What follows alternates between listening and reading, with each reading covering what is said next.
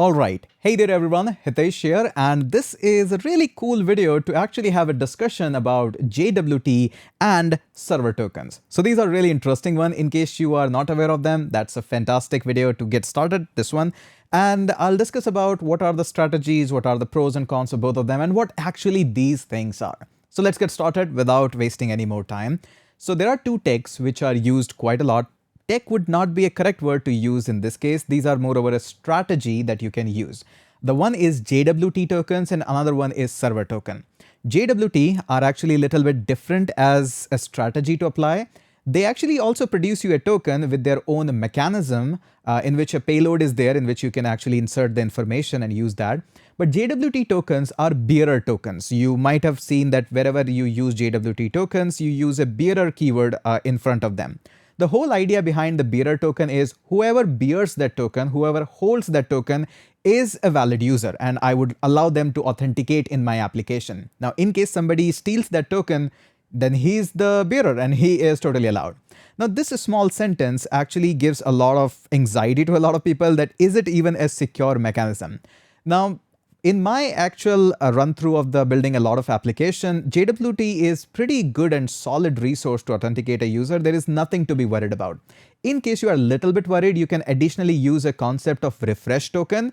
But I'll talk about separately in another video about a refresh token because it's not a mechanism to secure the token, but rather a mechanism so that user doesn't have to log in again and again. So we'll talk about them later on.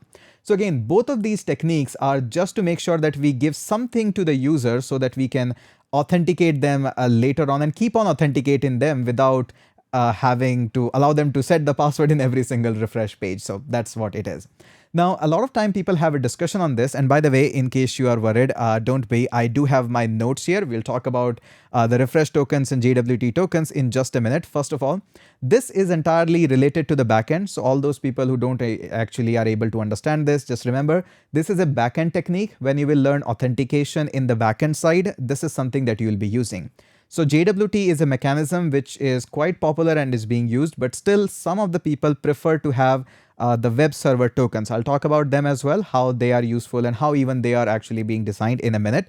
But first, let me walk you through to all those people who probably don't like to watch that much of video and still want to explore the things. So let me first go back here.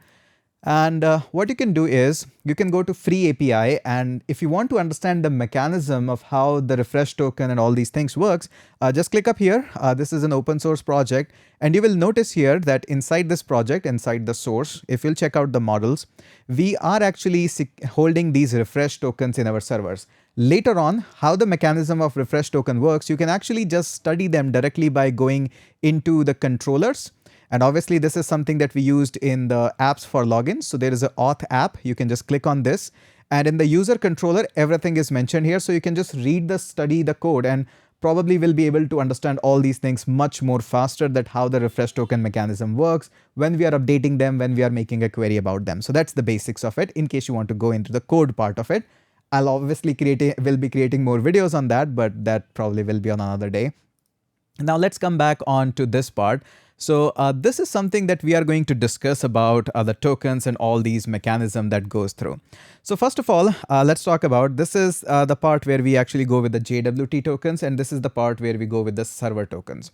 Now JWT tokens are actually moreover the client tokens, so they are given to the client. Once you generate them in the backend, there are packages for generating the JWT tokens.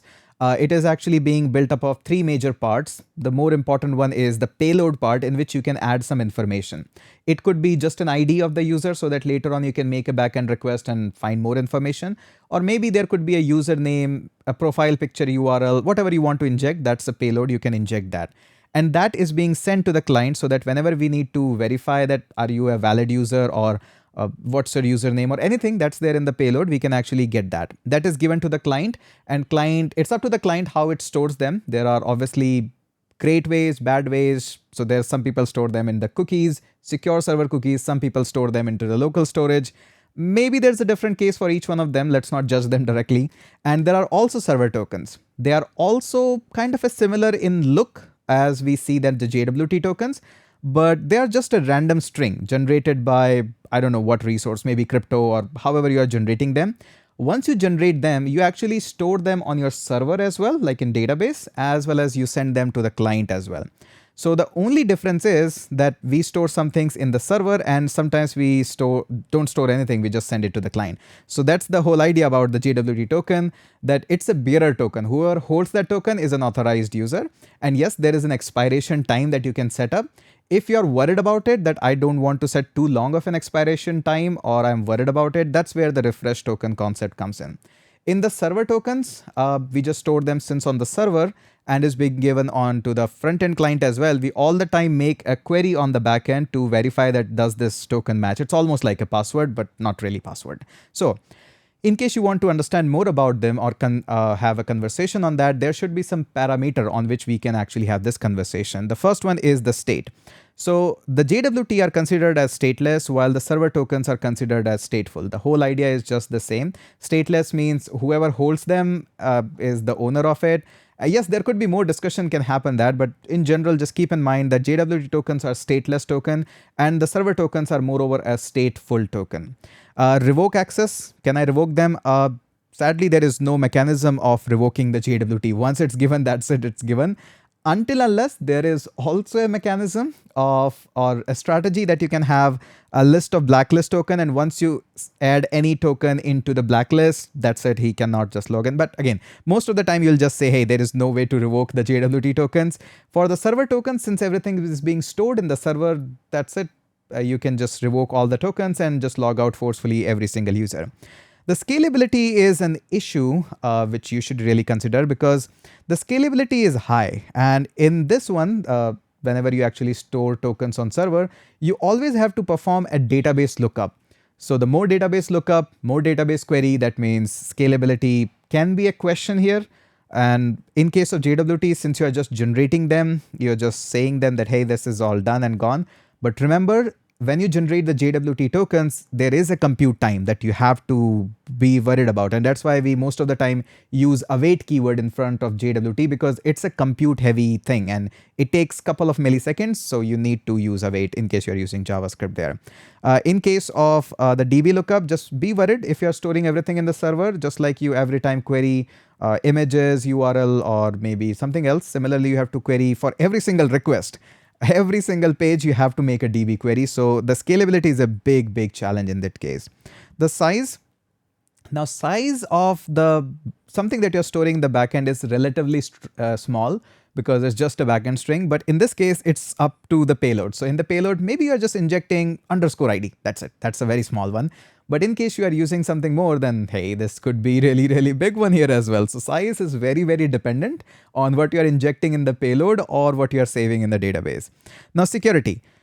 This is a big question here, that are JWT 100% secure? Over the years, I've realized that there is nothing which can be called as 100% secure, but JWT are fairly secure. There are not too much of incident where people are just actually stealing your tokens, and most of the time they are being stored in the cookies, which can only be manipulated by the backend only. So in that case, fairly secure, but again, it could be compromised.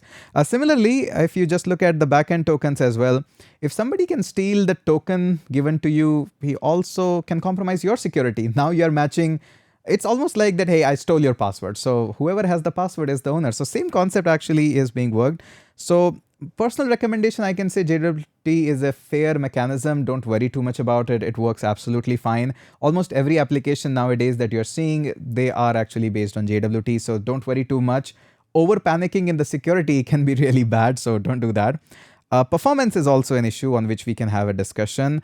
Since there is no database query, the performance is relatively high. But remember always, whenever you sign or verify, sign means you generate the JWT tokens, the signed tokens, or you verify them, there is some compute resource that you have to consume.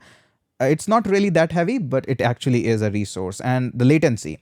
When we talk about the server tokens which you are storing there, latency is one of the issue, because as I always say, database is always in another continent.